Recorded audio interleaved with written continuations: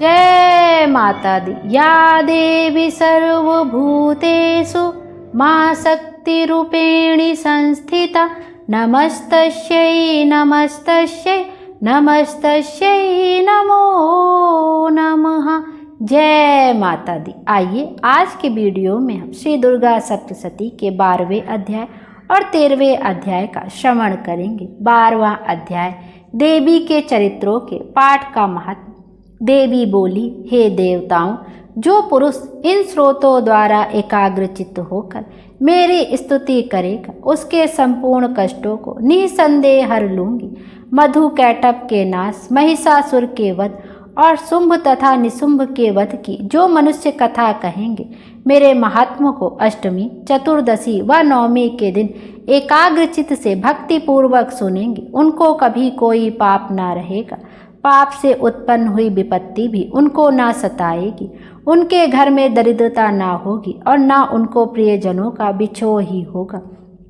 उनको किसी प्रकार का भय ना होगा। इसलिए प्रत्येक मनुष्य को भक्ति पूर्वक मेरे इस कल्याणकारक महात्म को सदा पढ़ना और सुनना चाहिए। मेरा यह महात्म महामारी से उत्पन्न हुए संपूर्ण उपद्रवों को एवं 3 प्रकार के उत्पातों को शांत कर देता है। जिस घर व मंदिर में या जिस स्थान पर मेरा यह स्रोत विधि पूर्वक पढ़ा जाता है, उस स्थान का मैं कभी भी त्याग नहीं करती और वहाँ सदा ही मेरा निवास रहता है।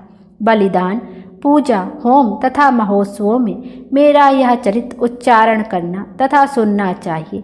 ऐसा हवन या पूजन मनुष्य चाहे जानकर या बिना जाने करे, मैं उसे तुरंत ग्रहण कर लेती हूँ। और शरद काल में प्रत्येक वर्ष जो महापूजा की जाती है, उनमें मनुष्य भक्ति पूर्वक मेरा यह महात्म्य सुनकर सब विपत्तियों से छूट जाता है और धन धान तथा पुत्र आदि से संपन्न हो जाता है।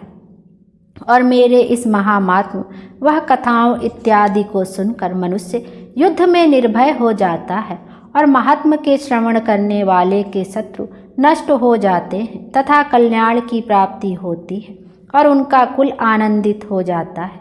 सब कष्ट शांत हो जाते हैं तथा भयंकर स्वप्न दिखाई देना तथा घरेलू दुख इत्यादि सब मिट जाते हैं। बाल ग्रहों में ग्रसित बालकों के लिए यह मेरा महात्म परम शांति को देने वाला है। मनुष्यों में फूट पड़ने पर यह भली भांति मित्रता करवाने वाला है। मेरा यह महात्म मनुष्यों को मेरी जैसी सामर्थ्य की प्राप्ति करवाने वाला है।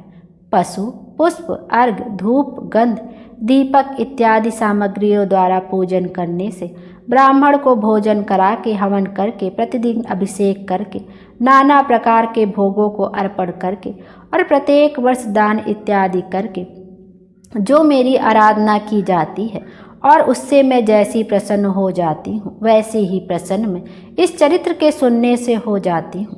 यह महात्म श्रवण करने पर पापों को हर लेता है तथा आरोग्य प्रदान करता है। मेरे प्रादुर्भाव को कीर्तन दुष्ट प्राणियों से रक्षा करने वाला है। युद्ध में दुष्ट दैत्यों का संहार करने वाला है। इसके सुनने से मनुष्य को शत्रुओं का भय नहीं रहता। हे देवताओं, तुमने जो स्तुति की है अथवा ब्रह्मा जी ने जो मेरी स्तुति की है, वह मनुष्यों को कल्याणमयी बुद्धि प्रदान करने वाली है।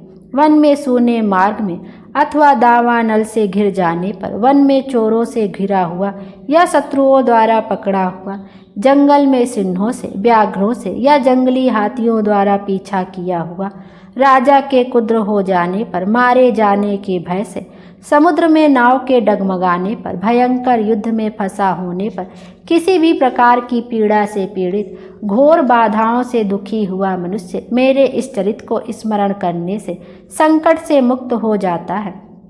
मेरे प्रभाव से सिंह, चोर या शत्रु इत्यादि दूर भाग जाते हैं और कभी पास नहीं आते। महर्षि ने कहा, प्रचंड पराक्रमी वाली भगवती चंडिका यूं कहने के पश्चात सब देवताओं के देखते ही देखते अंतर ध्यान हो गए और संपूर्ण देवता अपने शत्रुओं के मारे जाने पर पहले की तरह यज्ञ भाग का उपभोग करने लगे और उनके अपने अधिकार फिर से प्राप्त हो गए तथा युद्ध में देवताओं के शत्रुओं सिंह व निशुंभ के देवी के हाथे मारे जाने पर बाकी बचे हुए राक्षस पाताल को चले गए। हे राजन, इस प्रकार भगवती अंबिका नित्य होती हुई भी बार बार प्रकट होकर इस जगत का पालन करती हैं, इसको मोहित करती हैं, जन्म देती हैं और प्रार्थना करने पर समृद्धि प्रदान करती हैं। हे राजन, भगवती ही महाप्रलय के समय महामारी का रूप धारण करती हैं और वही संपूर्ण ब्रह्मांड में व्याप्त हैं, और वही भगवती समय समय पर महाकाली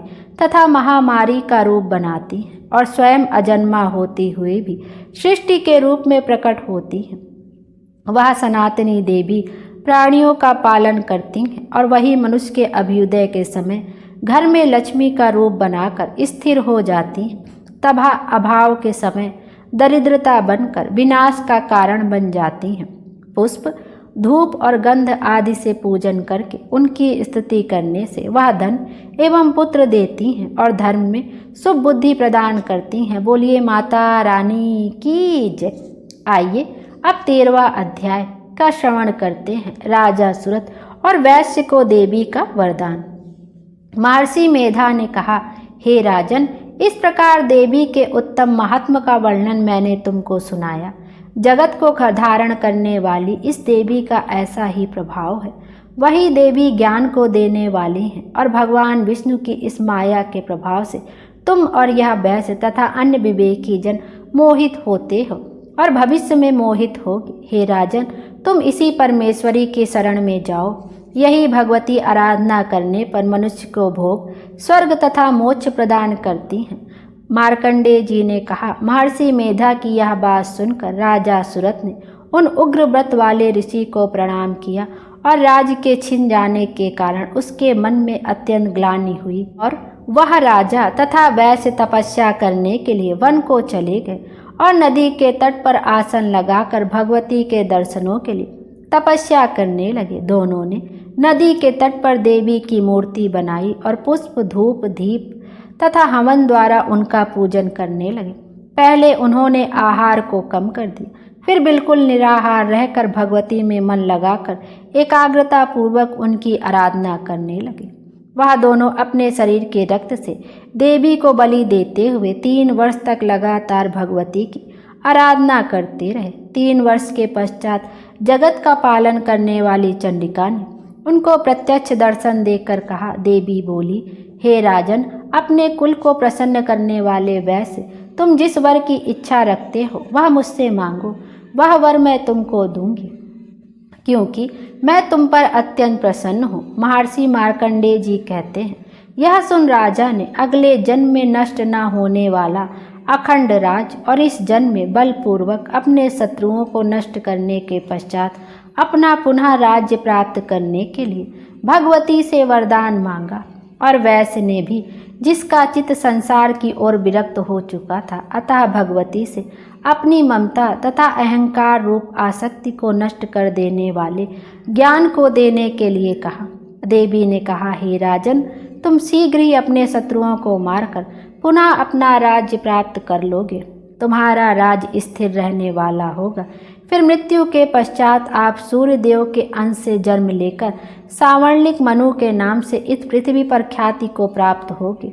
हे वैश्य, कुल में श्रेष्ठ, आपने जो मुझसे वर मांगा है वह आपको देती हूँ। आपको मोक्ष को देने वाले ज्ञान की प्राप्ति होगी। मार्कंडेय जी कहते हैं, इस प्रकार उन दोनों को मनवांछित वर प्रदान कर तथा उनसे अपनी स्तुति सुनकर भगवती अंतर्ध्यान हो गई। और इस प्रकार क्षत्रियों में श्रेष्ठ वह राजा सुरत भगवान सूर्य देव से जन्म लेकर इस पृथ्वी पर सावर्णिक मुनि के नाम से विख्यात होंगे। बोलिए माता रानी की जय। 13वां अध्याय यहीं पर समाप्त हुआ। बोलिए माता रानी की जय। माता रानी हम सब की मनोकामना पूर्ण करे और हमारे जीवन को खुशियों से भर दे। और जिसने भी माता के इन 13 अध्यायों का श्रवण किया है, माता रानी की उनकी सभी मनोकामना पूर्ण करे और उनके जीवन को खुशियों से भर दें। Thank you.